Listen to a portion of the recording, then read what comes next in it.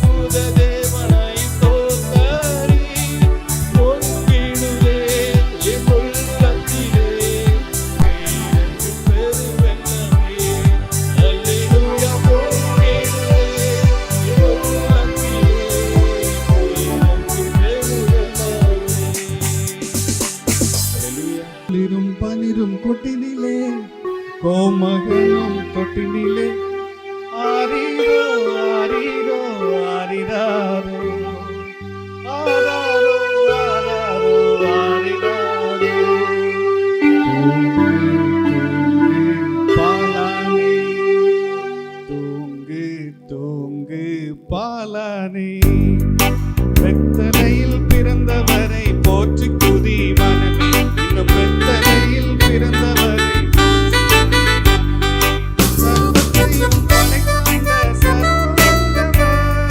சர்வத்தையும்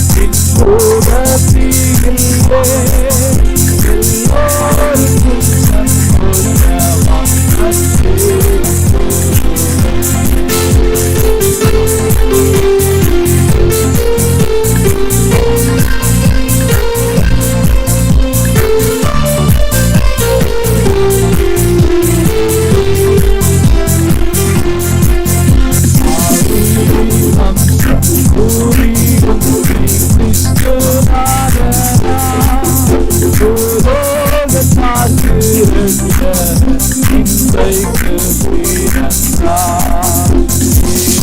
உங்கள் அடையாளமா உன்னரை மீதுரி தந்தை பொழிந்த கோலமாய் அப்பாலனை காண்பீர்.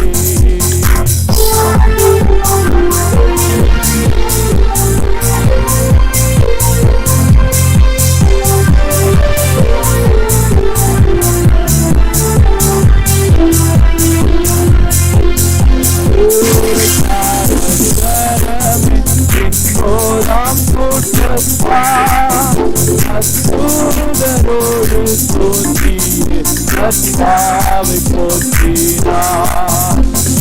உன்னதத்தில் ஆண்டவரே என்னை அடைவீர். சமாதானம்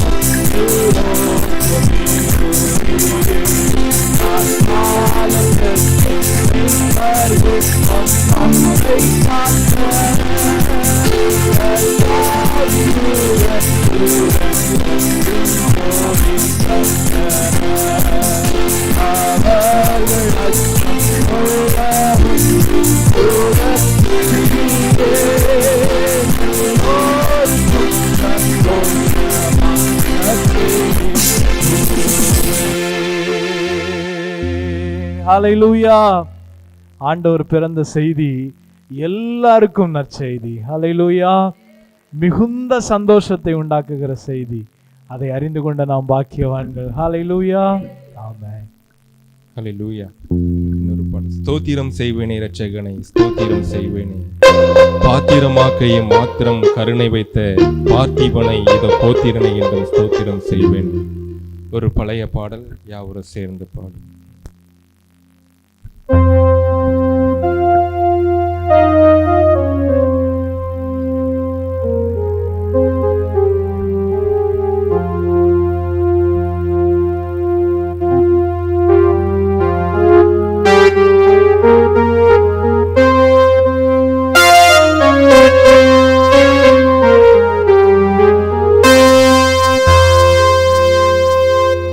ஸ்தோத்திரம் செய்வேனே இரட்சகனை, ஸ்தோத்திரம் செய்வேனே இரட்சகனை, ஸ்தோத்திரம் செய்வேனே இரட்சகனை, ஸ்தோத்திரம் செய்வேனே.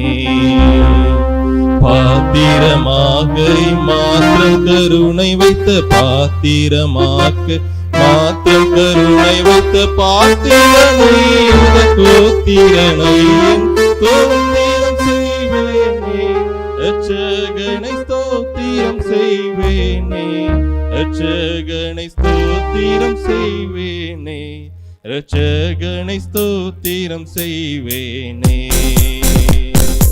அன்னை மரி சுதனை மீது அமிழ்ந்து கழுதவனை, மீது அமிழ்ந்து கழுதவனை, மீது அமிழ்ந்து கழுதவனை. முன்னனை மீதுற்ற சின்ன குமாரனை, முன்னனை மீதுற்ற சின்ன குமாரனை, முன்முறை நூற்படியின் நுழந்துற்றோன ஸ்தோத்திரம் செய்வேனே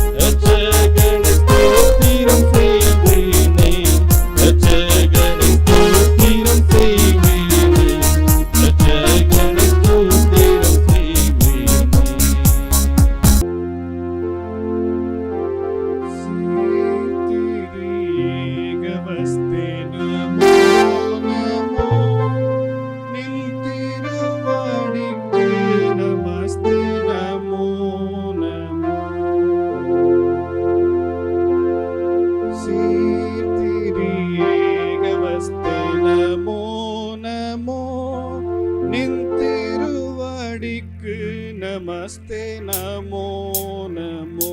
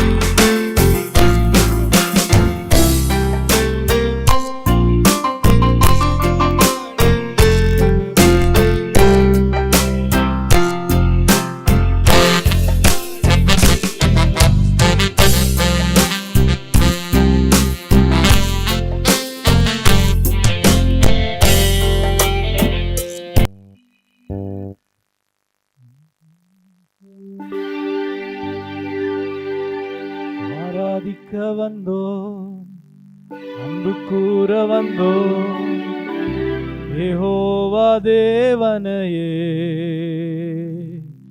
துதித்திட வந்தோம், தொழுதிட வந்தோம், தூயவரே சுவையே. ஆராதிக்க வந்தோம், அன்பு கூற வந்தோம், யெகோவா தேவனையே துதித்திட வந்தோம், தொழுதிட வந்தோம், தூயவரே சுவையே. ஆராதிக்க வந்தோம், அன்பு கூற வந்தோம், துதித்திட வந்தோம், தொழுதிட வந்தோம், தூயவரே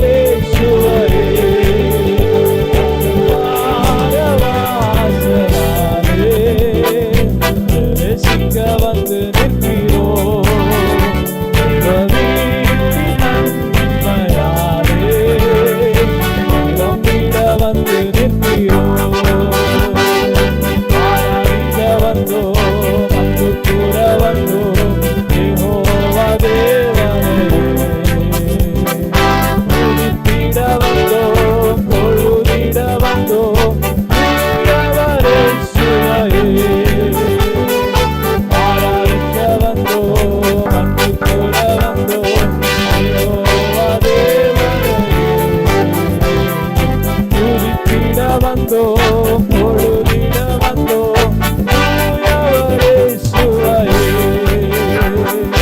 பலிதனை செலுத்திடவே ஜீவ பலியாக மாறிடவே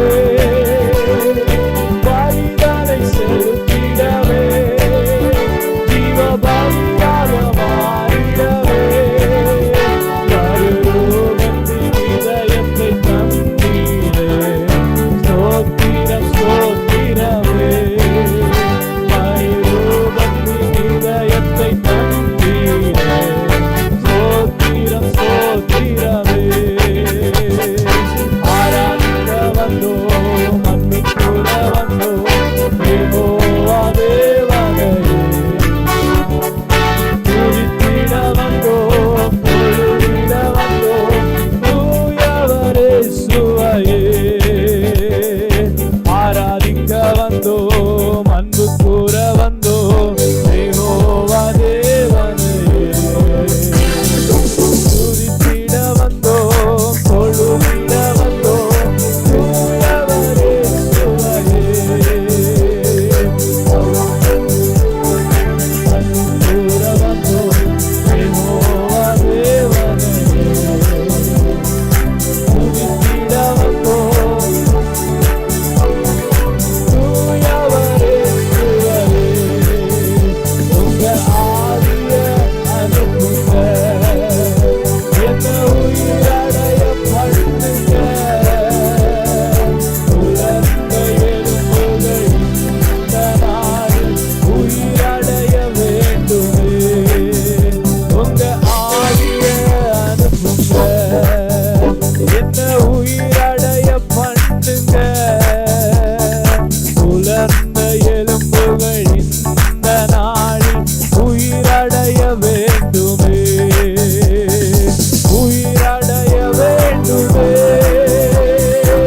உயிரடைய வேண்டுமே உயிரடைய வேண்டுமே உயிரடைய வேண்டுமே இந்த உயிரெழுந்த வல்லமை வேண்டுமே இந்த உயிரெழுந்த வல்லமை வேண்டுமே அவரை கட்டுகள் அருந்திடவே சந்தோஷத்தாலே நிரம்பிடுமே அவரை கட்டுகள் அருந்திடவே சந்தோஷத்தாலே நிரம்பிடுமே என் இரவுகள் எல்லாம் குடிநேரமாய் உயிரடைய வேண்டுமே என் இரவுகள் எல்லாம் குடிநேரமாய் உயிரடைய வேண்டுமே உயிரடைய வேண்டுமே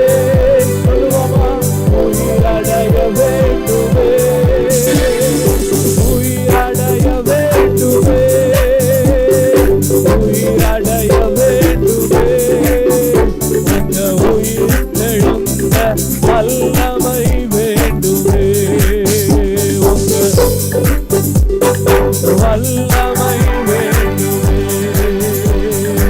அவரை கட்டுகள் அறுத்திடவே சந்தோஷத்தாலே நிரம்பிடுவே அவரை கட்டுகள் அறுத்திடவே சந்தோஷத்தாலே நிரம்பிடுவே என் இரவுகள் எல்லாம் புதிநேரமாய் உயிரடைய வேண்டுமே இரவுகள் எல்லாம் புதிநேரமாய் உயிரடைய வேண்டுமே உயிரடைய வேண்டுமே உயிரடைய வேண்டுமே உயிரடைய வேண்டுமே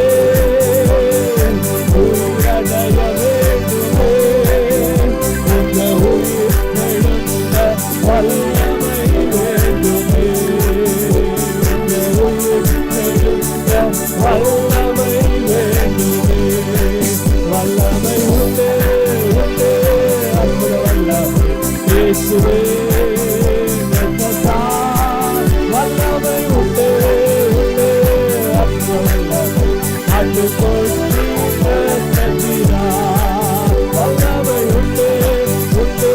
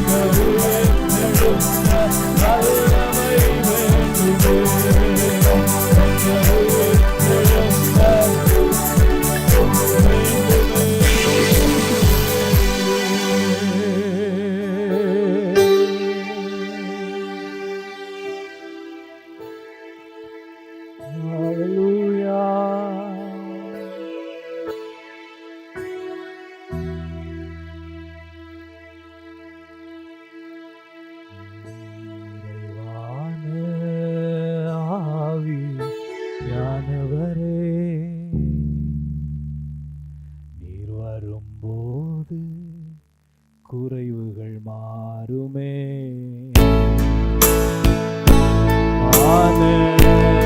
ஆவியானவரே போது குறைவுகள் மாறுமே. நீர் வந்தால் சூழ்நிலை மாறுமே. முடியாததும் சாத்தியம் ஆகுமே. நீர் வந்தால் சூழ்நிலை மாறுமே. முடியாததும் சாத்தியமாகுமே. நிறைவே மாறுமே. நிறைவே நீர் வேண்டுமே. நிறைவே நீர் போதுமே.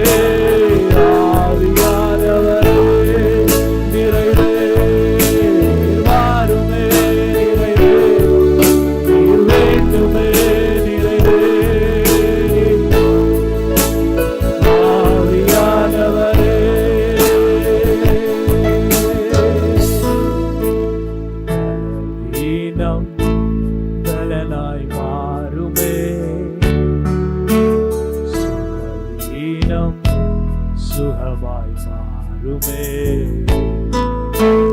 பலவீனம் பலனாய் மாறுமே. சுகவீனம் சுகமாய் மாறுமே. நீர் வந்தால் சூழ்நிலை மாறுமே. முடியாததும் சாத்தியமாகுமே.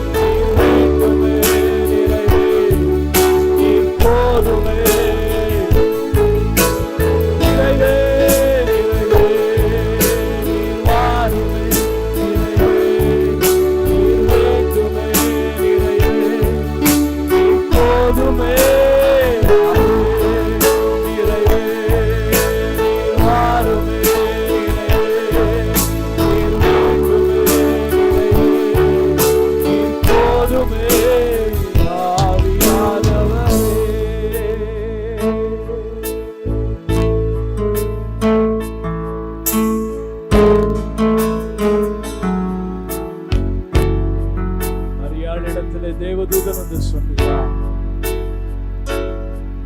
இதோ நீ கர்ப்பவதியாகி ஒரு குமாரனை பெறுவாய், இயேசு என்று பெயரிடுவாய்.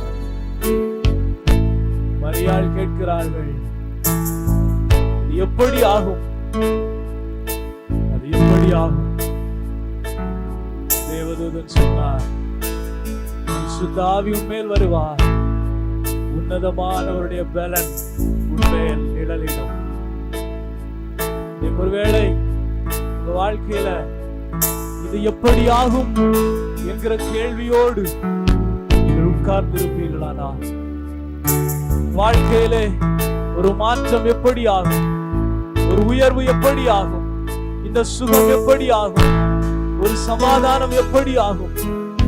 எந்தெந்த விஷயத்தில், எந்தெந்த காரியத்தில் இது எப்படி ஆகும் என்கிற கேள்வியோடு நீங்கள் இருப்பீர்களானா? இன்றைக்கு ஒரு தேவதூதன் உங்களை பார்த்து உங்களுக்கு நேராய் சொல்லுகிறார், மேல் நிழலிடுகிற ஒரு தேவ ஆவியானவர் இருக்கிறார். அவர் நிழலிடுகிற போது எல்லாம் ஆகும். விசுவாசிக்கிறவங்க சேர்ந்து சொல்லுவோமா, ஆவியானவரே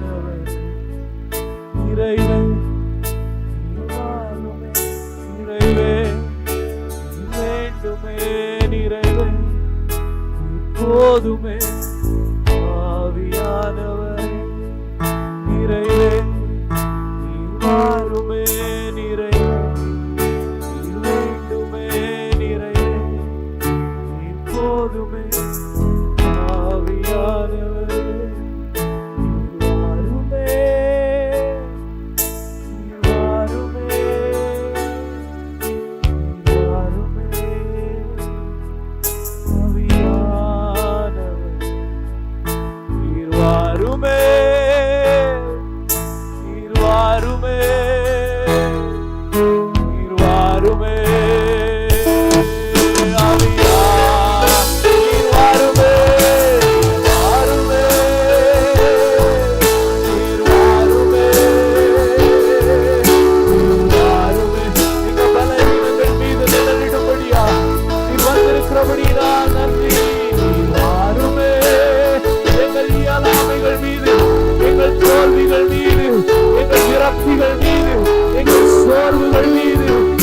எரிச்சல்கள் மீது எங்கள் தோல்விகள் மீது நிழலிடும்படியா எங்கள் மீது வந்திருக்கிறீரே.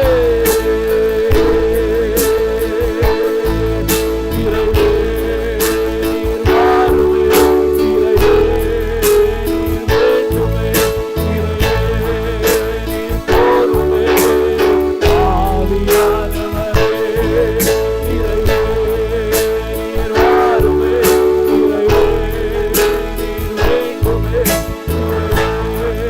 நீர் வாருமே,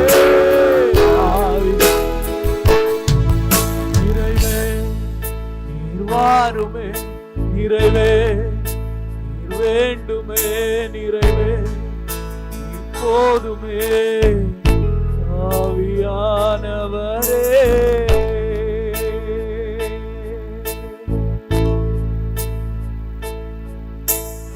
வாழ்க்கையின் ஒவ்வொரு தோல்விகள் மீதும்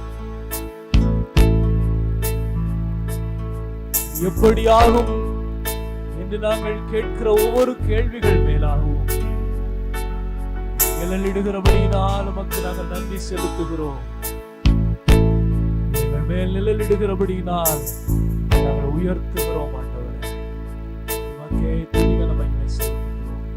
இயேசுவின் நாமத்தில் பிதாவே. ஆமென், ஆமென். ஹல்லேலூயா, ஹல்லேலூயா. கிறிஸ்துமஸ் செய்தி எனது மனைவி அவர்கள் கொடுப்பார்கள். அதை தொடர்ந்து நானும் கூட பேசுவேன். கவலைப்படாதீர்கள், சீக்கிரமாக முடித்து விடுவோம். நல்ல செய்தி இப்பொழுது உங்களுக்காக காத்திருக்கிறது. பிரைஸ் தி லார்ட், ஹல்லேலூயா. கர்த்தருக்குள் எப்பொழுதும் என்ன பண்ணணும்? சந்தோஷமாக இருக்கணும். எதை நினைச்சு என்ன பண்ணக்கூடாது? கவலையே படக்கூடாது. கஷ்டங்கள் வரும், சோதனைகள் வரும், வேதனை வரும், நம்மளுக்கு வியாதி வரும். எதையும் நினச்சி என்ன பண்ணக்கூடாது? கவலைப்படக்கூடாது. ஆண்டவருடைய சமூகத்துக்கு வந்திருக்கோம், வேறு எதையும் பற்றி என்ன பண்ணக்கூடாது? யோசிக்கவே கூடாது. கர்த்தர் பெரிய காரியங்களை செய்கிறவராக இருக்கிறார். எல்லாரும் தலைகளை தாழ்த்தி 2 நிமிடம் ஜெபம் செய்யலாம். பரமண்டங்களில் இருக்கிற எங்கள் பிதாவே, உம்மை நன்றியோடு துதிக்கிறோம், சோஸ்தரிக்கிறோம். இம்மட்டுமா எங்களை ஆசீர்வதித்து வழிநடத்தி வந்த தயவுக்காகவும் இரக்கத்திற்காகவும் கிருபைக்காகவும் உமக்கு நன்றி செலுத்துகிறோம் ஐயா. ஆண்டவரே, கொடுக்க இருக்கிற செய்தியை உம்முடைய கரத்தில் ஒப்படைக்கிறோம் ஐயா. என்னை முற்றிலும் மறைத்து நீங்கள் பேசுங்கப்பா. உம்முடைய கரத்தில் ஒப்படைக்கிறோம். துதிகன மகிமை எல்லாம் உமக்கே செலுத்துகிறோம். இயேசு கிறிஸ்து மூலம் ஜெபம் கேளும் நல்ல பிதாவே, ஆமென். இன்றைய தியானத்திற்கு ஆதாரமாக லூக்கா 2ஆம் அதிகாரம் 1, 2, 3 வசனங்கள். அந்நாட்களிலே உலகம் எங்கும் குடிமதிப்பு எழுதப்பட வேண்டும் என்று அகஸ்திராயனால் கட்டளை பிறந்தது. சிறிய நாட்டிலே சிரேனியு என்பவன் தேசாதிபதியாக இருந்த பொழுது இந்த முதலாம் குடிமதிப்பு உண்டாயிற்று. அந்தபடி குடிமதிப்பு எழுதப்படும்படிக்கு எல்லாரும் தங்கள் தங்கள் ஊர்களுக்கு போனார்கள்.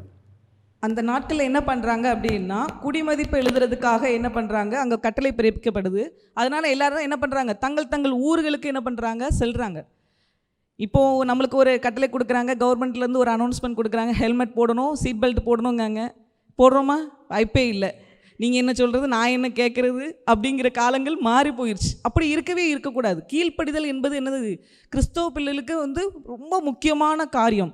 கீழ்ப்படிதல் மிகவும் அவசியம். தாய் தகப்பனுக்கு என்ன பண்ணணும்? கட்டாயமாக என்ன பண்ணணும்? கீழ்ப்படிஞ்சே ஆகணும். அதுமாரி கணவருக்கு மனைவி கீழ்ப்படிஞ்சே ஆகணும். அதே மாதிரி இந்த முதியவர்களுக்கு என்ன பண்ணணும், நம்ம கீழ்ப்படியணும், ஆண்டவருக்கு கீழ்ப்படியணும். ஆண்டவருடைய பிள்ளையாய் வாழணும் அப்படின்னு ஆசைப்பட்டோம்னா 10 கற்பனைகளை என்ன பண்ணணும், கண்டிப்பான முறையில் என்ன பண்ணணும், கைக்கொள்ள வேண்டும். அப்படின்னா மட்டும்தான் என்ன பண்ண முடியும், இந்த உலகத்தில் நம்ம வாழ முடியும். ஆண்டவருடைய பிள்ளையாக இருக்கும் போது இங்கே பாருங்களேன், இங்கே கீழ்ப்படுகிறது. எப்பவும் ஜெபம் பண்ணும்போது நம்ம மாம்சீகத்தில் முடிவு எடுக்கக்கூடாது. ஒரு வேலையாக இருக்கட்டும், ஏதாவது ஒரு காரியமாக இருக்கட்டும், ஒரு இடத்துக்கு போகிறதா இருக்கட்டும், எசப்பா நீங்கள் சொல்லுங்கள், இந்த இடத்திற்கு நான் போகிறது உமக்கு சித்தமா அப்படின்னு சொல்லி என்ன பண்ணணும், ஆண்டவர் முழங்காலில் நின்று நம்ம ஆண்டவர்கிட்ட கேட்கணும். அப்போது ஆண்டவர் பதில் கொடுப்பார். அப்போ தான் என்ன பண்ணணும், அந்த காரியத்தை நம்ம செய்யணும். நம்ம மாம்சீகத்தில் முடிவு எடுத்தோம்னு நினச்சிக்கொள்ள நிச்சயமாக என்ன பண்ணுவோம், ஒரு அழிவு வந்துடும். ஆகவே என்ன பண்ணுங்க, எச்சரிக்கையாகவும் கவனமாகவும் இருங்க. அடுத்ததான் நாம் 2வது பார்க்குறோம், 4ஆம் அதிகாரம் 5ஆம் வசனம். 4ஆம் வசனம் 5ஆம் வசனம். அப்பொழுது யோசேப்பும் பிரைஸ் தி லார்ட். அப்பொழுது யோசேப்பும் தான் தாவீதின் வம்சத்தானும் குடும்பத்தானுமாய் இருந்தபடியினாலே தனக்கு மனைவியாக நியமிக்கப்பட்டு கர்ப்பவதியான மரியாளுடனே குடிமதிப்பெழுதும்படி கலிலேய நாட்டிலுள்ள ஆசிரியத்திலிருந்து யூதேய நாட்டில் உள்ள பெத்லெகேம் என தாவீதின் ஊருக்கு போனான். அப்போ என்னன்னா, இங்கே பாருங்க, குடிமதிப்பு எழுதுறதுக்காக என்ன பண்ணுறாங்க, ஒவ்வொருத்தங்களும் தங்கள் நாட்டுக்கு போகிறாங்க. அதனால் என்ன பண்ணுற, யோசேப்பு ஐயாவும் மரியாள் அம்மாவை என்ன பண்ணுறாங்க, அழைச்சி கொண்டு என்ன பண்ணுறாங்க, அந்த யூதேயாவில் உள்ள பெத்லெகேம்க்கு என்ன பண்ணுறாங்க, கூட்டிகிட்டு போகிறாங்க. போகிறது இப்போ இருக்கிற காலங்கள் மாதிரி காரு பஸ்ஸு டக்குன்னு ஃப்ளைட்டுன்னா எடுத்து போக முடியாது. ஒரு கழுதையை தான் பயன்படுத்தியிருப்பாங்க. அநேகமாக கழுதை இல்லைன்னா ஒட்டகத்தை தான் என்ன பண்ணியிருப்பாங்க, நிச்சயமாக பயன்படுத்தியிருப்பாங்க. இவ்வளோ ஒரு கடினமான பாதையாக இருக்கும். ஒரு நார்மலாக ஒருத்தங்க ட்ராவல் பண்ணும்போதே அவ்வளோ ஒரு கஷ்டம் வரும். இப்போ நாங்கள் வரும்போது பஸ்ஸில் வரும்போதே ரொம்ப ஒரு கஷ்டமாக இருக்கும். ரெண்டு இடத்துல மட்டும்தான் என்ன பண்ணுவாங்க, ரெஸ்ட் ரூமுக்கு நிப்பாட்டுவாங்க. எல்லா இடத்துலையும் நிப்பாட்ட மாட்டாங்க. பயமாக இருக்கும். சாப்பிட்டுட்டு வரணும் ஏதாவது ஆயிருமோ அப்படிங்கிற ஒரு பயம் இருக்கும். திடீர்னு வாமிட் வந்ததுனாலும் யோசிக்க வேண்டியிருக்கும். பஸ்ஸை நிப்பாட்டுவாங்களா, பஸ்ஸுக்குள்ளே இருந்தால் யாரும் தப்பாக நினைப்பாங்களோ அப்படின்னு ரொம்ப ஒரு பயம் இருக்கும். ஆனால் இங்கே பாருங்களேன், ஒரு கர்ப்பிணி பெண்ணை என்ன பண்ணுறாங்க, அந்த யோசேப்பு ஐயா என்ன பண்ணுறாங்க, பத்திரமா கூட்டிகிட்டு வராங்க. நம்ம இதுலேருந்து நம்ம என்ன பண்ணுறோம், யோசேப்பு ஐயாவுடைய அன்பை நம்ம பார்க்குறோம். இன்றைக்கி நிறைய பேர் கணவன் மனைவிங்கிற ஒரு உறவு இருக்குது. அந்த உறவு என்னது, எப்போ உறவு அன்பாக இருக்குது, எப்போ அவங்கள தாங்குறாங்க, கல்யாணத்துக்கு முன்னாடி 1 மாதம் நல்லா தாங்குறாங்க. ஏம்மா நீ இல்லைன்னா முடியாது, உன்னை போல் ஒரு பேரழகி உலகத்திலேயே கிடையாது அப்படின்னு சொல்கிறது. கல்யாணம் ஆகி ஒரு 3 மாதம் என்ன பண்ணுறாங்க, தாங்குறாங்க. சரிங்களா? அதுக்கப்புறம் என்னாச்சு, சர்ச்சுக்கு போகணுமா, நீ வேணா போ நான் பார்த்துக்கிறேன் அப்படிங்கிறது. எங்கேயாவது கல்யாணம் கிட்ட நீ போனா போ, இல்லைன்னா விடு அப்படின்னு சொல்லி என்ன பண்ணுறாங்க, அவமதிக்கிறாங்க. என்ன பண்ணுறது, தாங்கிறது கிடையாது. ஆண்டவர் கொடுத்த மனைவி, சரிங்களா, அதை என்ன பண்ணணும், தாங்கணும். உங்களுக்கு அதுதான் ஒரு பெரிய ஒரு கடமை. தனியாகவே இருந்திருக்கலாம். அந்த உலகத்தில் ஆண்டவர் என்ன பண்ணா, ஆதாமை மட்டுமே படைச்சிருக்கலாம். ஏவாளை என்ன பண்ணியிருக்க வேண்டாம், படைக்காமே இருந்திருக்கலாம். ஆனால் என்ன பண்ணுறாங்க, ஆண்டவர் ஏவாளையும் படைச்சிருக்காங்க. எதுக்கு, அவங்கள நீ தாங்கணும், வழி நடத்தணும், சந்ததி பெருகணும் அப்படின்னு சொல்லி என்ன பண்ணுறாங்க, ஆண்டவர் நினைச்சது நிமித்தமாக தான் என்ன பண்ணுறாங்க, ஏவாளை படைக்கிறாங்க.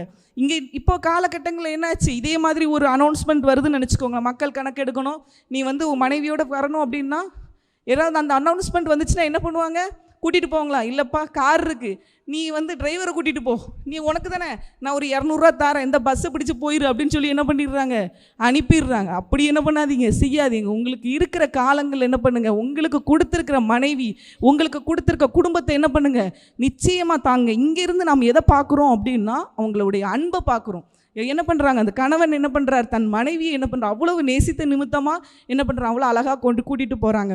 நான் கவர்மெண்ட் நடந்த சம்பவம், போன வாரம் கவர்மெண்ட் ஆஸ்பத்திரிக்கு போயிருந்தோம். எங்களுடைய ஊழியத்தில் ஒருத்தங்களுக்கு கையில் அடிபட்டுருச்சு. அதனால் ரொம்ப 10 மணி போல் தான் நியூஸ் வந்துச்சு. உடனே நானும் என் ஹஸ்பண்டும் சேர்ந்து 10 மணிக்கு போனோம். எங்கள் ஹாஸ்பிட்டலும் இல்லை, கவர்மெண்ட் ஆஸ்பத்திரி திருநெல்வேலிக்கு போனோம். அங்கே போய் பார்க்கும்போது அவ்வளோ ஒரு கஷ்டம். ஏன்னா ஒவ்வொருத்தங்களும் ஒரு அண்ணன்லாம் நல்லா ட்ரிங்க்ஸ் பண்ணிவிட்டு எங்கேயோ போய் முட்டி மோதிருக்காங்க. ஆனால் அவங்களுக்கு கூட அந்த உணர்ச்சி இல்லை, அவங்க பாட்டு இருக்காங்க. அவங்க மனைவி கண்ணீரோடு அழுகுறாங்க, ஆண்டவரே காப்பாற்றுங்கன்னு. இன்னும் நிறைய சம்பவங்கள். எல்லாரும் என்ன பண்ணுறாங்கன்னா, மனைவி பக்கத்தில் இருந்து தாங்குறாங்க. பெண்கள் என்ன பண்ணுறாங்க, கணவரை என்ன பண்ணுறாங்க, தாங்குறாங்க. அதனால் நீங்கள் என்ன பண்ணுங்கள், ஒரு கணவராக இருப்பீங்க அப்படின்னா உங்களுக்கு தலையான கடமைன்னு ஒன்று இருக்குது. என்ன பண்ணணும், உங்கள் கூட இருக்கிற மனைவி என்ன பண்ணணும், நேசிக்கணும். கண்டிப்பாக முறையில் நேசிக்கணும். ஒரு அக்கா தங்கின்னு ஒரு உறவு இருக்குன்னு நினச்சிக்கோங்களேன். உங்கள் உறவை நீங்கள் நேசிங்க. அப்போ தான் கர்த்தர் பெரிய காரியங்களை செய்கிறவராக இருக்கிறார். அடுத்ததான் நாம் பாருங்கள், 6ஆம் வசனம், 6-7ஆம் வசனம். அவ்விடத்திலே அவர்கள் இருக்கையிலே அவளுக்கு பிரசகாலம் நேரிட்டது. அவள் தன் முதற்பேரான குமாரனை பெற்று சத்திரத்திலே அவர்களுக்கு இடமில்லாதிருந்தபடியினால் பிள்ளையை துணிகளில் சுற்றி முன்னணியிலே கிடத்தினாள். பார்த்தீங்களா? அவங்க அந்த இடத்துக்கு போகும்போது என்னாச்சு, பிரசவ காலம் நேரிட்டது. அப்பொழுது என்னது, எவ்வளோ ஒரு கஷ்டமாக இருக்கும். முன்ன பின்ன தெரியாத ஒரு இடத்துக்கு போகிறோம், அந்த இடத்துக்கு போகும்போது திடீர்னு பிரசவ காலம் வருது. அப்போ என்ன பண்ணும், எங்கே போகிறது என்னன்னு வழி திணறி இருப்பாங்க. கண்டிப்பாக அந்த யோசிப்பு ஐயா திணறி இருப்பாங்க. அதனால் என்ன பண்ணுறாங்க, இங்கே ஏதாவது சத்திரம் இருக்குமா, ஏதாவது இப்போ பிரச்சனை கிடையாது. இப்போது பக்கத்தில் ரூம் இருக்குது, ஹோட்டல்ஸ் இருக்குது. அது அந்த காலம் வந்து சத்திரம் மட்டும்தான் இருந்தது. சரி, அங்கே நம்மளுக்கு மனைவிக்கு கண்டிப்பாக வந்து ஒரு இடம் இருக்கும் அப்படின்னு சொல்லி ரொம்ப ஆசையாக அந்த இடத்துக்கு போகிறாங்க. ஆனால் என்னாச்சு, அந்த சத்திரக்காரர் என்ன சொல்கிறாரு, இங்கே இடம் இல்லை அப்படின்னு சொல்கிறார். எங்கே ஏசப்பா அங்கே பிறக்கிறதுக்கு இடம் இல்லை. இன்னைக்கு நிறைய பேர் உள்ளத்தில் என்ன பண்ணலை, ஆண்டவருக்கு இடம் இல்லை. நிறைய பேருக்கு உள்ளத்தில் யாருக்கெல்லாம் இடம் இருக்குது, அம்மாவுக்கு இருக்குது, அப்பாவுக்கு இருக்குது, சொந்தக்காரங்க இருக்குது, பக்கத்து வீட்டுக்காரங்க இருக்குது, எய்த்து வீட்டுக்காரங்க, முன்பின் தெரியாதவங்க, ஃபேஸ்புக் ஃப்ரெண்ட்ஸு, இன்ஸ்டாகிராமு, ட்விட்டரு எல்லாருக்குமே இடம் இருக்குது. ஆனால் என்ன, ஆண்டவருக்கு மட்டும் என்ன பண்ணலை, இடமே இல்லை. அப்படி இருக்காதீங்க. முதல்ல இடத்தை யாருக்கு கொடுங்க, ஆண்டவருக்கு கொடுங்க.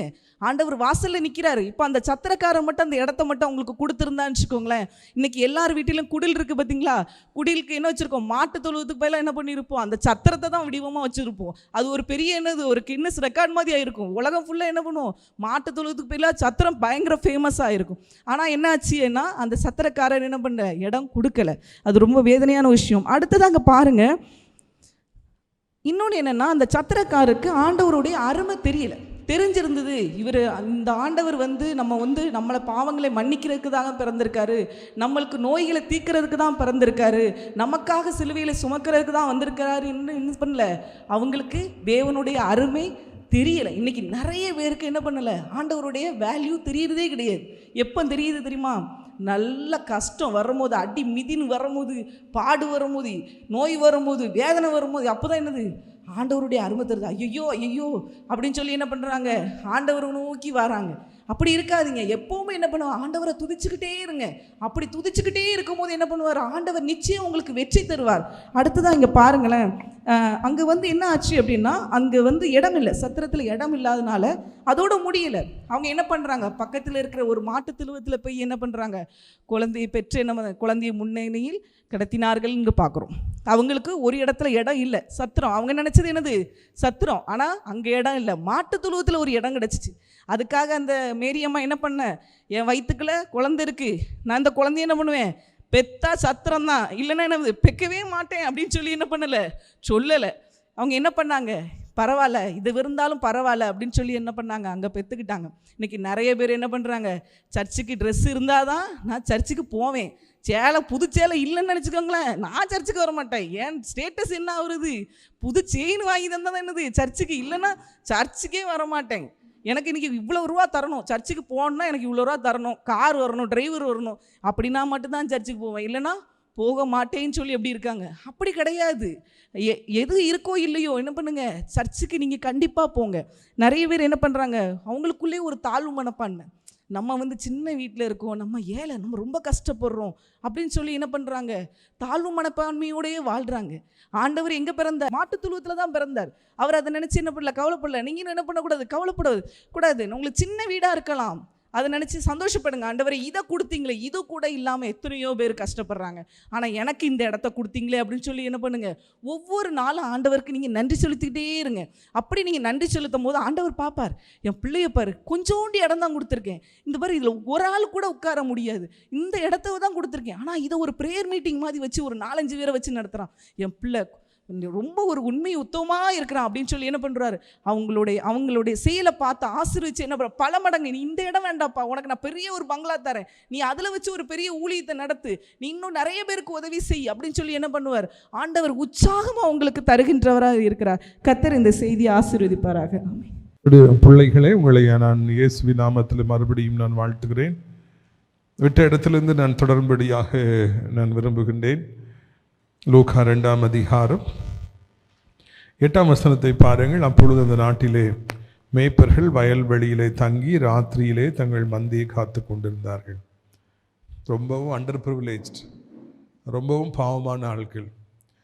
இப்போது குளிர் ஆசிரியத்தில் தூத்துக்குடி திருநெல்வேலி மாவட்டத்தில் மழை பெய்யுது, குளிர்காலம் வந்து ஃபேன் போடாமல் கம்பளி போட்டு மூடிட்டு இருந்தால் தான் தூங்க முடியும். அந்த அளவுக்கு குளிர் இருக்கிறது, நமக்கு குளிரை அதிகமாக தாங்க முடியல. ஏசப்பா பிறந்த நேரத்திலும் அவர் குளிரும் பணியிலும் கொட்டினிலே என்று நாம் பாடுகிறோம். அவரும் ஒரு குளிரான ஒரு காலத்தில் தான் பிறந்தார். இவர்களும் வீட்டில் போய் போர்த்தி கொண்டு படுத்து கொண்டு இருந்திருக்கலாம். ஆனால் அவர்கள் அப்படி செய்யாதபடிக்கு அவர்கள் இரவு நேரத்தில் கண் விழித்து அந்த ஆட்டுக்குட்டிகளை அவர்கள் பராமரித்து கொண்டிருந்தார்கள் என்று காண்கின்றோம்.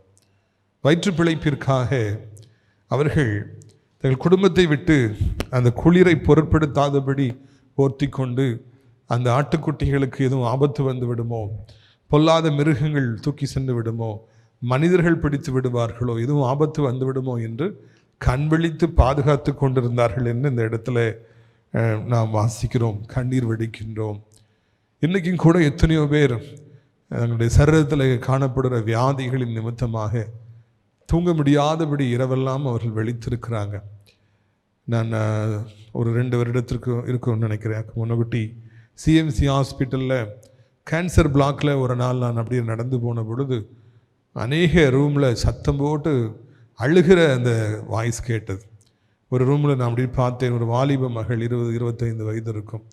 அந்த வியாதி முற்றி அந்த உடம்பெல்லாம் வலி தாங்க முடியாதபடி அவள் அப்படியே அலறி கொண்டிருந்தாள். இரவெல்லாம் அவள் அலறி கொண்டிருந்தாள். வியாதி அவர்களை தூங்க விடாதபடி அப்படியே ஒடுக்குகின்றது. நிறைய பேருக்கு தங்கள் எதிர்காலத்தை குறித்த கவலைகள், இதில்லைங்கிற மாதிரி பிரச்சனைகள், மன போராட்டங்கள், மன குழப்பங்கள், அதனால் அவங்க இரவெல்லாம் தூங்காமல் அப்படியே அவங்க விழிச்சிருக்கிறாங்க. வயதானவங்க இரவு நேரத்தில் மேக்சிமம் தூங்கவே மாட்டாங்க. பலர் இன்றைக்கி பல காரியங்களின் நிமித்தமாக தூங்காமலே இருக்காங்க. நைட்டு வாட்ச்மேன், அதுபோல் நைட் ஷிஃப்டில் வேலை பார்க்குற வாலிபர்கள் கூட உண்டு. எத்தனையோ பேர் இன்றைக்கி இரவு நேரத்தில் தூங்காதபடிக்கு அவங்க அப்படி கண் விழித்து இருக்கிறாங்க. சிலர் கவலை, சிலர் பணம் சம்பாதிக்க வேண்டுமே என்கிற கட்டாயம், நெருக்கம். அப்படி வாழ்க்கையெல்லாம் நாம் சிந்தித்து பார்க்க வேண்டும். கர்த்தர் நம்மை அப்படி வைக்கவில்லை, ஆண்டவர் நம்மை ஆசீர்வதித்திருக்கிறார். அப்படி என்றால் நாம் எவ்வளவு அதை உணர்ந்து நாம் ஆண்டவருக்கு எவ்வளவு நன்றியோடு காணப்பட வேண்டும். எவ்வளவு பேர் இந்த பூமியில் எவ்வளவு கஷ்டங்களை அனுபவிக்கிறாங்க. இப்படி கஷ்டத்தை அனுபவித்து கொண்டு இருந்த அவர்களுக்கு ஒரு நல்ல செய்தியை அங்கே நாம் பார்க்கின்றோம். அவ்வேளையிலே கர்த்தருடைய தூதன் அவரிடத்தில் வந்து நின்றான். கர்த்தருடைய மகிமை அவர்களை சுற்றிலும் பிரகாசித்தது. அவர்கள் மிகவும் பயந்தார். அப்படிப்பட்ட நேரத்தில் தான் அந்த மேய்ப்பர்களுக்கு தான் ஒரு பெரிய ஒரு பாக்கியம் கிடைக்கின்றது. தேவதூதன் பிரகாசத்தோடு இறங்கி வந்தான் என்று காண்கின்றோம். எப்பொழுது மனிதர்களாலே அவர்கள் ஒடுக்கப்பட்டார்களோ, ஊருக்கு வெளியே இருந்தார்களோ, தள்ளப்பட்டிருந்தார்களோ, சாப்பாட்டுக்கு கூட வழி இல்லாமல் நிலைமை இருந்தார்களோ, அப்பொழுது ஆண்டவர் அவர்களைத்தான் சரியான நபர்கள் என்று தெரிந்து கொண்டு இந்த பிறப்பின் செய்தி அவர்களுக்கு அறிவிப்பதை காண்கிறோம்.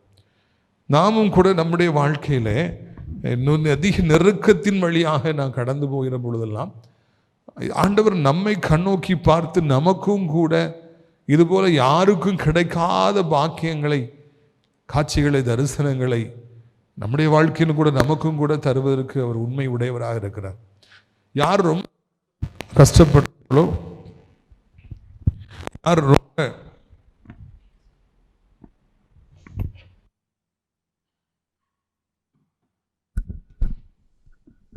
யார் ரொம்ப துன்பங்களை அனுபவிக்கிறாங்களோ அவர்களுக்கு ஆண்டவருடைய கண்களில் அதிகமான இரக்கம் உண்டு. இன்றைக்கி கூட நீங்கள் பாருங்கள், நிறைய பிசாசுகள் இந்த பூமியில் இருக்கின்றன. இயேசு என்கிற நாமத்தை சொல்லுகிற பொழுது அவைகள் பயப்படுகின்றன. எங்கள் வீட்டுக்கு ஆண்டவர் அறியாத ஒரு குடும்பம், அவர்கள் ஆச்சாரமான வேறு வழியிலிருந்து வந்திருந்தார்கள். அப்போ எங்கள் வீட்டில் முன்னால் குடிசை இருக்கும். அந்த குடிசை தான் ஜெப வீடு. அங்கே தான் வச்சு ஜெபம் பண்ணும். தாய், தகப்பன், 2 வாலிப பிள்ளைகள். ஜெபம் பண்ண கொஞ்ச நேரத்திலே அவர்கள் 2 வாலிப பிள்ளைகள், தாயார் 3 பேரும் சாசு பிடித்து அப்படியே உருள ஆரம்பித்தார். நான் இயேசு இயேசு என்று சொல்ல சொல்ல சொல்ல அவர்கள் காதுகளை பொத்தி கொண்டார்கள். அந்த பெயரை சொல்லாத. காரணம் என்னவென்றால், சிலுவையில் இயேசு நமக்காக பட்ட பாடுகள், அவர் பட்ட அடிகள் இன்றைக்கும் கூட சாசுகளை நடுநடுங்க செய்கின்றன. நாம் வாழ்க்கையில் பாடுகளை சந்திக்கின்ற பொழுது நாம் தகுதி உள்ளவர்களாக மாறுகின்றோம். நம்மை கண்டு பிசாசுகள் பயப்படுகின்றன. ஆண்டவர் அதிகமான நன்மைகளை நமக்கு தருவதற்காக அவர் கடமைப்பட்டிருக்கிறார். தூங்கிக் கொண்டிருந்தவர்களுக்கும் சுகமாக வாழ்ந்தவர்களுக்கும் அந்த காட்சி கிடைக்கவில்லை. கண் விழித்து காத்திருந்த அந்த மேய்ப்பர்களுக்கு அந்த தூதன் காட்சி அளிக்கின்றார். ஒரு பெரிய வெளிச்சம் உண்டாயிற்று என்று இந்த இடத்துல நாம் வாசிக்கிறோம். பாருங்கள், தேவதூதன் அவர்களை நோக்கி பயப்படாதிருங்கள், இதோ எல்லா ஜனத்துக்கும் மிகுந்த சந்தோஷத்தை உண்டாக்கும் நற்செய்தியை உங்களுக்கு அறிவிக்கிறேன். இன்று கர்த்தராகிய கிறிஸ்து என்ற இரட்சகர் உங்களுக்கு தாவீதின் ஊரிலே பிறந்திருக்கிறார். அப்போ அந்த தூதன் சொல்றாரு, பாருங்க, நீங்க பயப்பட வேண்டாம், எல்லா ஜனத்துக்கும் மிகுந்த நற்செய்தியை உண்டாக்கும், சந்தோஷத்தை உண்டாக்கும் நற்செய்தி. மிகுந்த சந்தோஷம் எல்லா ஜனங்களுக்கும், அது எல்லா மதத்தவர்களுக்கும், எல்லா ஊர்க்காரங்களுக்கும், மொழி பேசுகிறவர்களுக்கும் மிகுந்த சந்தோஷத்தை உண்டாக்கும் நற்செய்தி. அதாவது வானத்தையும் பூமியும் படைத்த கர்த்தர் நம்மை ரட்சிக்கும்படியாக இந்த பூமிக்கு மனூறு கொண்டு அவதாரம் எடுத்து வந்தார் என்பதுதான் அந்த நல்ல செய்தி. அதைத்தான் கிறிஸ்துமஸ் என்று சொல்லி நாம் அழைக்கின்றோம். அநேக நேரங்களிலே நாம் அனாதைகளாக நாம் உணர்கிறோம். நமக்கு உதவி செய்ய யாரும் இல்லையே, நம்மை தூக்கிவிட யாரும் இல்லையே, புரிந்து கொள்ள யாருமே இல்லையே, நம்மோடு கூட துன்பத்தின் நேரங்களில் இருப்பதற்கு யாருமே இல்லையே என்று நாம் கலங்குகின்றோம். ஆனால் அப்படி கலங்க வேண்டிய அவசியம் இல்லை. நம்மோடு கூட இருக்கும்படியாக, நம்மை ரட்சிக்கும்படியாக ஆண்டவர் இயேசு பிறந்திருக்கிறார். அது எவ்வளோ ஒரு நல்ல செய்தி. உங்களுக்கு தான் ஆண்டவர் பிறந்தாருன்னு நீங்கள் என்னைக்கு விசுவாசிக்கிறீங்களோ அதுதான் உண்மையான கிறிஸ்துமஸ். அப்போ தான் உண்மையான ஒரு சந்தோஷம் இருக்கும். எத்தனையோ மாணவர்களை மாணவிகளை பார்க்கும்போது அப்பா இல்லையே, அம்மா இல்லையே, தவிக்கிறாங்க. அந்த குடும்பம், அந்த பிள்ளைகள்லாம் தவிக்கிறாங்க. ஆனால் உண்மையிலே ஒரு காரியத்தை அவர் உணர வேண்டும். இயேசு எனக்காக இந்த பூமிக்கு வந்தார், என்னை ரட்சிக்கும்படிக்கு, எனக்கு உதவி செய்யும்படிக்கு அவர் இந்த பூமிக்கு மனுஷனாய் இறங்கி வந்தார் என்பதுதான் மிகுந்த நற்செய்தி, மிகுந்த சந்தோஷத்தை உண்டாக்கும் நற்செய்தி. நீங்கள் அதை உணர்ந்தீங்கனாலே உங்கள் கவலைகள் எல்லாம் உங்களை விட்டு போய்விடும். ஒரு பெரிய தைரியம் வரும். இந்த உலகத்தில் வாழ்ந்து விடலாம் என்கிற நம்பிக்கை வரும். வெற்றி உண்டாகும் என்பதில் சந்தேகமில்லை. பிள்ளை துணிகளில் சுற்றி முன்னணியில் கடத்திற்கு காண்பீர்கள், அதுவே உங்களுக்கு அடையாளம் என்றால். பிள்ளை துணியில் சுற்றி இருப்பாங்க, ராப்பிங் வித் கிளாஸ். எதுக்கு துணியில் சுற்றி முன்னணியில் கிடத்துறாங்க? துணியெல்லாம் அந்த அளவுக்கு ஒரு ஏழ்மையான ஒரு நிலைமை. அந்த புதிய குழந்தையை புதிய துணிகளால் கூட சுற்ற முடியல. இருக்கிற துணியில் சுற்றி மாடுகள் நிற்கும், முன்னணையில் அவங்களுக்கு புல் போட்டிருப்பாங்க, அந்த புல் மேலே அவங்களை கிடத்தி இருப்பாங்க. நீங்கள் போய் பாருங்கள், அதுதான் அடையாளம். குழந்தை ஒரே மாதிரி இருக்கணும்னா மாறிடும். ஹாஸ்பிட்டலில் பார்த்தீங்களா, மேட்ரன் வார்டில் போனீங்கன்னா ஃபுல்லாக பிள்ளைகளாக இருக்கும்.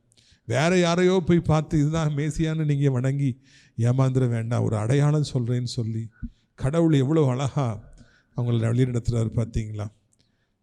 அதில் கூட ஒரு தெளிவு நமக்கு வேண்டும். அப்படியே வாழ்க்கையில் எதை பார்த்தாலும் நான் நம்புகிறோம், யாரை பார்த்தாலும் நம்புகிறோம். ஆனால் ஆண்டவர் சொல்லுகிறார், பிள்ளை துணிகளில் சுற்றி முன்னணியில் கிடத்திருக்கு காண்கிறார், அதுதான் உங்களுக்கு அடையாளம். எவ்வளவு எச்சரிக்கையாக நாம் வாழ வேண்டும், எவ்வளவு கவனமாக வாழ வேண்டும், எவ்வளவு காரியங்கள் இந்த பூமியில் இருக்கிறது, கட்டளைகள் இருக்கிறது, கவனிக்க வேண்டி இருக்கிறது என்பதையெல்லாம் நாம் இந்த நாளிலே இந்த வசனத்தின் மூலமாக உணர்ந்து கொள்கிறோம். பிரியத்துக்குரியவர்கள், கண்ணை மூடிக்கொண்டு வாழாதிருங்கள், கண்ணை மூடிக்கொண்டு நீங்கள் ஓடாதிருங்கள், எல்லாவற்றிலும் எச்சரிக்கையாக இருங்கள். அங்கே அந்த அடையாளம் நமக்கு கொடுக்கப்படும், கண்டிப்பாக கொடுக்கப்படும். கொடுக்கப்பட்டால்தான் நாம் அதை ஏற்றுக்கொள்ள வேண்டும் என்பது இதன் மூலமாக தெரிந்து கொள்கிறோம். இந்த வேலைக்கு போகலாம், இந்த பெண்ணை கல்யாணம் பண்ணலாம், இல்லைன்னா இந்த இடத்துல வீடு கட்டலாம். ஆண்டவர் அடையாளத்தை காண்பிப்பார். அந்த காலத்தில் பேயை விரட்டும் போது நான் போகிறேன் போகும்போது என்ன அடையாளம் எனக்கு சொல்லு அப்படின்னு சொல்லி நான் கேட்பேன். அடையாளம் என்றால் ஒரு அடையாளம் வேண்டும். இல்லாவிட்டாலும் சும்மா போகிறேன்னு சொல்லிட்டு வெளியே போயிட்டு மறுபடியும் வந்து விடக்கூடாதே என்று கேட்பது உண்டு. பாருங்கள், அதோடு முடியலை. அவங்களுக்கு இங்கே தான் பிறந்திருக்காரு, ஆண்டவர் பிறந்திருக்காரு, இதுதான் அடையாளம் சொன்ன உடனே க்ஷணமே பரமசேனையின் திரள் அந்த தூதனுடைய தோன்றி, உன்னதத்தில் இருக்கிற தேவனுக்கு மகிமையும் பூமியில் சமாதானம் மனுஷன் மேல் பிரியும் உண்டாவதாக என்று சொல்லி தேவனை துதித்தார். உடனே கோடி கோடி தூதர்கள் வானத்திலிருந்து இறங்கி வந்து ஆண்டவரை துதித்து அவர்கள் பாடினார்கள். ஒரு அர்த்தமுள்ள ஆராதனையை, முதல் கிறிஸ்துமஸ் ஆராதனையை அவங்க செய்கிறாங்க. தேவனுக்கு எப்போவுமே மகிமையை கொடுக்கணும். நாம் ஒரு காலம் அந்த மகிமையை எடுத்துடக்கூடாது. ஏரோது ராஜா அந்த மகிமையை எடுத்ததுனால அவனை அடித்தார், ஆண்டவர் அடித்தார், புழுத்து சேர்த்தார். தேவனுக்கு மகிமையை கொடுக்கணும். பூமியில் சமாதானம் வேணும். இன்றைக்கி சமாதானம் இல்லாமல் எத்தனை பேர் எவ்வளோ சண்டை போட்டுக்கிட்டு பார்த்தீங்களா. ஆனால் பூமியில் சமாதானம் வேணும். மனுஷர் மேல் பிரியம், ஆண்டவர் மனுஷர்களாகி நம்ம மேலே பிரியம் வைக்கணும். நம்மளுடைய வாழ்க்கையில் ஜெபிக்கிற பொழுது, ஆண்டவர் என் மேலே நீங்கள் பிரியமாக இருக்கணும், என் மேலே நீங்கள் கோவப்பட்டுறக்கூடாது என்று சொல்லி நாம் ஜெபிக்க வேண்டும். அர்த்தமுள்ள ஒரு ஆராதனையை செய்ய வேண்டும். நான் பாடலை படிக்க சாந்தகுமார் வரும்பொழுதும் விஜயகுமார் சாலமன் மாப்பிள்ளை விஜயகுமார் வரும்பொழுது நான் உடனே பார்ப்பேன், அவங்க என்ன சொல்கிறாங்க பேசுகிறாங்க, ஒரு இன்ட்ரடக்ஷன் கொடுக்குறாங்கன்னு நான் கவனிப்பேன். அது அவர்கள் உண்மையிலே கர்த்தரோடு இருப்பார்கள் என்றால் அந்த வார்த்தையிலே நம்ம கண்டுபிடித்து விடலாம். முயலை பிடிக்கிற நாயை மூஞ்சை பார்த்தாலே தெரியும் என்பார்கள். ஒரு உண்மையான ஊழியக்காரர்களாக அவங்க ஜெபிச்சுட்டு வந்திருக்காங்களாங்கிறத அவருடைய வாயிலிருந்து புறப்படுற வார்த்தையிலேயே நாம் கண்டுபிடித்து விடலாம். ரெபேக்காள் தண்ணீர் ஊற்றி கொடுத்து கொட்டகங்களை குடிக்க வைத்து கொண்டிருந்த பொழுது அங்கே ஒரு கல்லை எடுத்து போட்டு எலியேசர் தீவிரமாக அவளை நோக்கி கொண்டிருந்தார். இவள் தானா ஆண்டவர் முன்குறித்தவள், இவள் தானா என்று சொல்லி அவர் அப்படியே அப்சர்வ் பண்ணி கொண்டிருந்தார். ஒரு வார்த்தை போதும், ஒரு ஊழியக்காரனுடைய வாயிலிருந்து வருகிற வார்த்தை ஒன்று போதும். அவர் உண்மையான ஊழியக்காரர் தானா, கர்த்தரோடு அவர் இருக்கிறாரா, அவர் ஜெபிக்கிற மனிதனா, ரியல் மேன் ஆஃப் காடா, ரீல் மேன் ஆஃப் காடா என்பதை ஒரு நிமிடத்தில் நாம் கண்டுபிடித்து விடலாம். பாடுகிற ஊழியம் தானே என்று சாந்தகுமார் நினைக்க வேண்டாம். ஏதோ ஒரு பாட்டை பாடுவோம் அப்படின்னு சொல்லிட்டு இல்லை இல்லை, நீங்கள் பாடுகிற பாடல் அபிஷேகம் நிறைந்த பாடலாக, இந்த அர்த்தமுள்ள பாடலாக, அர்த்தமுள்ள ஆராதனையாக, என்ன நோக்கத்தோடு அந்த பாடலை பாடுகிறோம், எந்த நோக்கத்தோடு ஊழியத்துக்கு வந்திருக்கிறோம் என்பதை விளங்கி கொண்டு அதன் பிறகு நாம் தலையை உள்ளே கொடுப்போம் என்றால் அது அநேகருக்கு ஆசீர்வாதமாக இருக்கும். நிறைய பேர் ஜோமனி முடிப்பாங்க. எனக்கு கூட ஒருத்தர் ரட்சிக்கப்பட்டார். அப்போது முதலாக ஒரு 4-5 பேர் இருக்கும்போது அவரை நான் ஜோம்னு சொன்னேன். ஒரு 10 நிமிஷம் அவர் ஏதோ பேசினார். நான் கேட்டேன், நீ இப்போ சொன்னது சாட்சியா, நீ ஜோம்னியா, இல்லைன்னா நீ மெசேஜ் கொடுத்தியா, என்ன கொடுத்த, எனக்கு ஒன்றுமே புரியலையே என்று சொன்னேன். எல்லாம் அது சாட்சி மாதிரியும் இருக்குது, அது மெசேஜ் மாதிரியும் இருக்குது, அது ஸ்டோரி மாதிரியும் இருக்குது, என்ன நீ ஜோமுன்ன மாதிரியும் இருந்துச்சு. தெளிவற்ற ஒரு வாழ்க்கையை வாழ்வதற்காக நம்ம அழைக்கவில்லை. 5 நிமிஷம் தான் எனக்கு டைம் இருக்குது, 10 நிமிஷம் தான் டைம் இருக்குது, 1 மணி நேரம் எனக்கு டைம் இருக்குதுன்னு சொல்லுவதற்கல்ல. 1 நிமிடம் கிடைத்தாலும் போதும், உங்கள் வாயிலிருந்து 5 வார்த்தைகள் வந்தாலும் போதும், அது ஆண்டவருடைய வார்த்தையா என்பதை மாத்திரம் நாம் கண்டுபிடித்து கொள்ளலாம். பிரியத்துக்குரியவர்களே, ஒரு உருண்டை சோறு நமக்கு அன்றைக்கி அவ்வளோதான் கிடைச்சிருக்குன்னா கூட போதும். மனிதன் அப்பத்தினாலே மாத்திரமல்ல, நம்முடைய வாயிலிருந்து புறப்படுற ஒவ்வொரு வார்த்தையினாலும் பிழைப்போம். நம்முடைய வாழ்க்கையில் காலை எழுந்திரிச்சுன்னு தண்ணி குடிக்கிறோம் பார்த்தீங்களா, பணக்காரர்கள் என்னெல்லாமோ ஷேக், மில்க் ஷேக், ஆப்பிள் ஷேக்லாம் குடிக்கும். அந்த தண்ணீரை எனக்கு ஆசீர்வதித்து தாருங்கப்பான்னு குடித்தால் கூட அது நமக்கு போஷாக்கை கொண்டு வரும். தானியேலும் நண்பர்களும் அவர்கள் அந்த பச்சை கீரைகளையும் அந்த காய்கறிகளையும் வெஜிடபிள்ஸும் டால் பருப்பையும் சாப்பிட்டாங்க. எல்லாரும் குடிச்சு நான்வெஜ்ஜை சாப்பிட்டாங்க. ஆனால் இவங்க தான் ஸ்ட்ராங்காக இருந்தாங்க. எது என்பது முக்கியமல்ல, சாப்பாடு எது என்பது முக்கியமல்ல, தூங்குகிற இடம் அல்லது இருக்கிற வீடு எவ்வளோ பெரிய வீடுங்கிறது முக்கியமல்ல. 1000 பேர் நம்ம கூட்டத்தில் இருக்குங்கிற அவசியம் 2 பேர் இருந்தாலும் நம்ம ஆண்டவரோடு இருந்து அர்த்தத்தோடு புரிந்து கொண்டு தேவன் எதற்காக நம்மை அழைத்திருக்கிறார் என்பதை புரிந்து கொண்டு 1 மணி நேரம் நைட்டு ஜோம்னு சொல்கிறாருன்னா எதுக்காக ஆண்டவர் ஜோம்னு சொல்கிறோம், எதுக்காக ஜோம்னுங்கிறத புரிந்து கொண்டு ஜெபிக்கணும். ஆகாயத்திலே சிலம்பம் பண்ணுகிறவர்கள் உண்டு. ஒரு நோக்கம் காலம் எதுவுமே தெரியாமல் அவர்கள் ஜெபிப்பாங்க. நான் ஜெபிக்கணும், 1 மணி நேரம் ஜெபிக்கணும்னு அவங்க வச்சுக்கிட்டு ஜோம் பண்ணுவாங்க. பிரித்துக்குரியவர்களே, இல்லை இல்லை, ஆவியானவர் அந்த நேரத்தில் ஒரு ஏவுதலை தருவார். இந்த காரியத்துக்காக நீ ஜோம் பண்ணு, இதுக்காக நீ ஜோம். நான் என் மனைவிட்ட ஒரு 3 வருஷத்துக்கு முன்னாடி சொன்னேன், எனக்கு மரண துக்கமாக இருக்குது என் மனசுக்குள்ளே. யாரோ எனக்கு பிரியமான ஒருத்தருக்கு ஆபத்து வரப்போகுது, நைட்டு 12 மணிக்கு சொன்னேன். ரொம்ப துக்கமாக இருக்குது பார்த்துக்க அப்படின்னு சொன்னேன். அந்த இரவிலே இந்த ஊழியத்தில் முக்கியமாக இருந்த ஒரு சகோதரர் அவர்கள் ஹார்ட் அட்டாக்கில் மறிச்சிட்டாங்க. அவங்க ரொம்ப தூரம், ஒரு 600 கிலோமீட்டர் தள்ளி இருந்தாங்க. நேசிக்கிற ஒரு சகோதரன் 52 வயதில் ஹார்ட் அட்டாக்கில் மறிச்சிட்டாங்க. நம்முடைய ஆண்டவர் அந்த இரவிலே என்னை ஒருவேளை அந்த மரண துக்கத்தை கொடுத்து உனக்கு பிரியமான ஆடு ஒன்றை சாத்தான் எடுத்து செல்ல போகிறான், நீ எழுந்து ஜெபம்ங்கிறதுக்காக ஆண்டவர் எனக்கு அந்த துக்கத்தை கொடுத்தாரோ என்று பல நாட்களாய் நினைத்து கண்ணீர் விட்டு அழுதிருக்கிறேன். ஒருவேளை நான் அந்த இரவு அந்த மனிதனுடைய ஆத்மா பாதுகாக்கப்பட வேண்டும் என்று கண் விழித்து ஜெபித்திருப்பேன் என்றால், இந்த மேய்ப்பர்களை போல அன்றைக்கு நான் திறப்பில் நின்றிருப்பேன் என்றால், இந்த தூதர்களை போல அர்த்தமுள்ள ஒரு ஜெபத்தை நான் செய்திருப்பேன் என்றால், அவர் ஒருவேளை மரணத்திலிருந்து தப்பியிருந்திருக்கலாம். இதுக்குரியவர்களை என்ன செய்கிறோம் என்பதை புரிந்து கொள்ளுங்கள். எதுக்காக 5 நிமிஷம் ஆண்டவர் ஜெபம்னு சொன்னால், எதுக்காக ஜெபம்னு சொல்லி தெரிந்து அந்த இலக்கை நோக்கி நீங்கள் பிரயாணம் பண்ணுங்கள். பாடலை பாடணும்னு சும்மா திறந்து நீங்கள் பாடாதீங்க. என் கூட இருக்கிற ஒரு பையன், படித்த பையன், இப்போ திடீர்னு ஆண்டவர் என்கிட்ட பேசணும்னு சொல்லி ஜோம்னி சோத்திரம் சொல்லி பைபிளை 2ஆக திறப்பான். அதில் என்ன வார்த்தை இருக்குன்னு சொல்லி பார்த்து, இன்றைக்கி ஆண்டவர் என்கிட்ட இதாச்சும் பேசினார்னு சொல்லி அன்றைக்கி வேகமாக திறந்து, கிறிஸ்டோபர் நீ பக்கத்தில் இருக்க, நான் திறந்து பார்க்குறேன் ஆண்டவர் வார்த்தை வரும்னு சொன்ன உடனே அதில் போட்டிருந்தது யூதாசன் ஆண்டு கொண்டு செத்தான் அப்படின்னு சொல்லி. இதான் ஆண்டவர்கிட்ட பேசினாரா என்று சொல்லி நான் கேட்டேன். குருட்டாட்டம் உள்ள ஒரு வாழ்க்கையை வாழ்வதற்காக, ஜோசியம் பார்ப்பதற்காக ஆண்டவர் நம்மை அழைக்கவே இல்லை. நாம் ஆவியை பெற்றிருக்கிறோம். ஆவியானவர் நம்மை நடத்துவார். உங்களுடைய வாழ்க்கையில் ஆவியானவர் உங்களை நடத்துறதை நீங்கள் உணர்றீங்களா? ஆண்டவர் உங்கள்கிட்ட பேசுகிறத நீங்கள் உணர்றீங்களா? அன்றைக்கி என்ன செய்யணும்னு சொல்லி ஆண்டவர் சொல்கிறத உணர்றீங்களா? இல்லைன்னா கண்ணை மூடிட்டு அவசரப்பட்டு ஓடி மண்டையை உடைத்து கொள்கிறோமா? சிந்தித்து பாருங்கள். ஆண்டவர் எங்கோ இருக்கிறாருங்களாங்க நினைக்காதீங்க. நமக்குள்ளே தான் அவர் இருக்கிறார். நமக்குள்ளே தான் அவர் வாசம் பண்ணுகிறார். அவர் நம்மை நடத்தி செல்கிறார். உன் மீது என் கண்ணை வைத்து உனக்கு ஆலோசனை சொல்லுவேன், நீ நடக்க வேண்டிய வழியை உனக்கு காண்பிப்பேன் என்று ஆண்டவர் சொல்லியிருக்கிறார். நம்முடைய வாழ்க்கையில் கர்த்தர் நம்மை கடைசி பெரிய இந்த மரண பரியந்தம் நம்மை நடத்துவார் என்று வார்த்தை சொல்லுகிறது. நான் சொல்றதை மறந்துடாதீங்க. ஒரு பாட்டு படிக்கணும்னா கூட கர்த்தர்ட்ட கேளுங்க, என்ன பாட்டை நான் பாடணும். அந்த பாடலை ஆண்டவர் தேர்வு செய்து கொடுப்பார். அதை பாடுங்கள். அந்த பாடலை பாடுறதுக்கு 2 நிமிஷத்துக்கு முன்னால் மக்கள்கிட்ட உரையாடுங்க.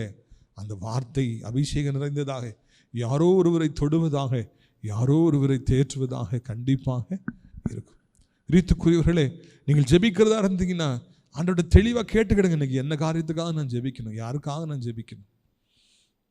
டெய்லி தோசை, டெய்லி சாம்பார் வெறுத்து போயிடும். டெய்லி பிரியாணி சாப்பிட்டாலும் அது வெறுத்து போயிடும். எல்லாம் ஒரு நாள் தோசை, ஒரு நாள் இட்லி, ஒரு நாள் உப்புமா, மெனு நல்லா நல்லா அப்படியே இருக்கணும். அதுபோல் ஒரே காரியத்துக்காகவே நம்ம போய் போராடாதபடி ஒவ்வொரு நாளும் ஆண்டோடைய ஆவியானவர் விதவிதமான காரியங்களுக்காக ஜெபிக்க சொல்லுவார். நீங்கள் அப்படி ஜெபிச்சு பாருங்கள். அப்பொழுது உங்களுடைய ஆவிக்குரிய வாழ்க்கை, ஜெப வாழ்க்கை எல்லாருக்கும் 3 வார்த்தை, ஒரு வசனம். எவ்வளோ பெரிய சத்தியம்! பரலோகத்துக்கு என்ன வேணும், மனுஷருக்கு என்ன வேணும், பூமிக்கு என்ன வேணும், எவ்வளோ தெளிவாக அவங்க ஜெபம் பண்ணாங்க. சில நிறைய பேர் பேசுவாங்க. நான் ஒரு சில கிறிஸ்பா வெட்டு 1 துண்டு 2ன்னு பேசுவாங்க. நம்ம அப்படி தான் இருக்கணும். ஆண்டவரும் அப்படித்தான் இருந்தார் என்பதை நீங்கள் மறந்து போகக்கூடாது என்று உங்களை அன்போடு கூட நான் கேட்டுக்கொள்கிறேன். பரமசேனையின் திரள், நிறைய ஒரு கூட்டம், கோடி கோடி தூதர்கள் வந்தாங்க. ஒரு ஆண்டவர் இறங்கி ஒரு சின்ன பிள்ளையை படுத்திருக்கிறார். கோடி கோடி தூதர்கள் வந்தாங்க. இன்னைக்கு நம்ம நிறைய நேரங்களில் ஊழியத்தில் யோசிப்பேன், ஏன் இவ்வளோ கூட்டம், குறையா கூட்டம் வருது இந்த ஊரில். நான் அங்கே பல்லாவரத்தில் நிறைய பேர் வராங்க, இந்த இடத்துல மட்டும் ஏன் இவ்வளோ குறையா வராங்க? சில நேரங்களில் நான் சிந்திப்பது உண்டு. ஆனால் இந்த இடத்துல நாம் வாசிக்கிறோம், தேவ சித்தப்படி அது நடந்த பொழுது, அதாவது மனுக்குலத்தில் மனுஷன் அவர் தாவீதின் வம்சத்தில் பிறக்கணும், யூத கோத்திரத்தில் பிறக்கணுங்கிற தேவ சித்தம் நிறைவேறிய பொழுது கோடி கோடி தூதர்கள் வந்தார். இந்த ஊழியம் மெய்யாகவே தேவ சித்தப்படி இந்த 4வது சனிக்கிழமை அன்று இங்கு மாலை நேரத்தில் நடத்தப்படுவது உண்மை என்றால் கோடி கோடி மக்கள் வருவார்கள். கோடி கோடி திரள் சேனை, பரமசேனை வருவார்கள். நாம தேவ சித்தத்தின் மட்டும் தான் பிரயாணிக்கிறோம் அப்படின்னா எதுக்கும் பயப்பட வேண்டிய அவசியம் இல்லை. நம்ம தேவ சித்தம் நினைச்சிட்டு நம்ம ஏமாற்றி நம்ம ஓடுவோம்னா அது முடிவு ஏமாற்றத்தையும் வருத்தத்தையும் கண்ணீரையும் வியாகுலத்தையும் கொண்டு வரும், மரணத்தை கூட கொண்டு வந்து விடும். பிரியத்துக்குரியவர்களே, தேவதூர்களை விட்டு பரலோகத்துக்கு போன பின்பு மேய்ப்பர்கள் ஒருவரை ஒருவர் நோக்கி, நாம் பெத்லகேம் ஊருக்கு போய் நடந்ததாய் கர்த்தரால் நமக்கு அறிவிக்கப்பட்ட அந்த காரியத்தை பார்ப்போம் வாருங்கள் என்று சொல்லி இந்த இடத்துல நம்ம வாசிக்கிறோம். ரொம்பவும் நமக்கு சந்தோஷமாக இருக்கிறது. தேவதூதர்கள் ஆண்டவரை ஆராதிக்கிறாங்க, போயிடுறாங்க. நீங்கள் பாருங்கள், சர்ச்சு முடிஞ்சோன்னு எல்லாரும் போகிறாங்களா? நின்று கதை விட்டு அரசியலை பேசி எல்லா பிரச்சனையும் அங்கே தான் ஆரம்பிக்குது. வராங்க, அவங்க ஆராதிக்கிறாங்க, அவங்க போயிடுறாங்க. ஒவ்வொருத்தரும் தங்களுடைய வேலையை பார்த்துட்டு போனாலே பிரச்சனையாது. ஊழியத்துக்கு வர்றவங்க அவங்க கேமராமேனாக கேமராவை பார்த்து வேலையை முடித்தா கிளம்பிட்டு, ஆடியோ பார்க்குறவங்க அந்த வேலையை பார்த்துட்டு போகணும்.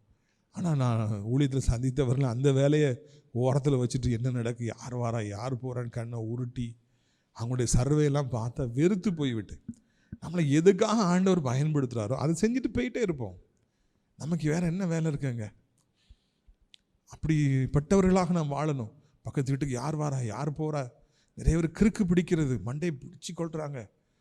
என்ன நடக்கு, யார் வந்திருக்கா, என்ன வந்திருக்கான்னா, ஐயோ அவங்களுக்கு என் டிரைவர்லாம் கூப்பிட்டு யார் வந்திருக்கா, யார் வந்திருக்கா, யார் வந்திருக்கா, யார் வீட்டுக்கு வந்தால் உங்களுக்கு என்னங்கிற, யார் வீட்டுக்கு யார் வாரா? பிரியத்துக்குரியவர்களே, இந்த உலகம் அப்படித்தான் இருக்கிறது. வாராங்க, துதிக்கிறாங்க, போயிட்டே இருக்கிறாங்க. எங்கள் இடம் பரலோகத்தில் இருக்குது, நாங்கள் போகிறோன்னு சொல்லி. மேய்ப்பர்களோ நம்ம இந்த அறிவிக்கப்பட்ட செய்தியை போய் பார்ப்போம். நிறைய ஒரு மெசேஜ் நல்லா இருந்துச்சு பிரதர், அதனால போய் அடுத்த வேலையை பார்க்க ஆரம்பிச்சிடுறாங்க. இல்லை நமக்கு சொல்லப்பட்டது நம்ம யோசிக்கணும். தியானிக்கிறது. இதில் எந்த வார்த்தை எனக்கு பேசியிருக்கு, எனக்கு பிரயோஜனமாக இதை அபியாசப்படுத்த வேண்டும். கூட்டத்துக்கு போனோம், செய்தியை கேட்டோம், தூங்கணும், சாப்பிட்டோம்னு அல்ல. நாம் அதன் பிறகு அதை அப்படியே உள்வாங்கி தியானித்து அவனுடைய வார்த்தை என்னை தொற்றிருக்கிறது, நான் இப்படியாய் செய்ய வேண்டும் என்று சொல்லி முன்னேறி செல்ல வேண்டும். அப்படி போனாதான் நம்முடைய வாழ்க்கையில் நான் வெற்றியை அடைய முடியும். அவங்க போய் அந்த குழந்தையை கண்டார்கள், தரிசித்தார்கள். அல்லேலூயா. சத்திரத்துக்கு அவங்க போகலை, மாட்டுத் தொழுவத்துக்கு தான் போனாங்க. ஞானிகள் சத்திரத்துக்கு போகவில்லை, மாட்டுத் தொழுவத்துக்கு தான் போனாங்க.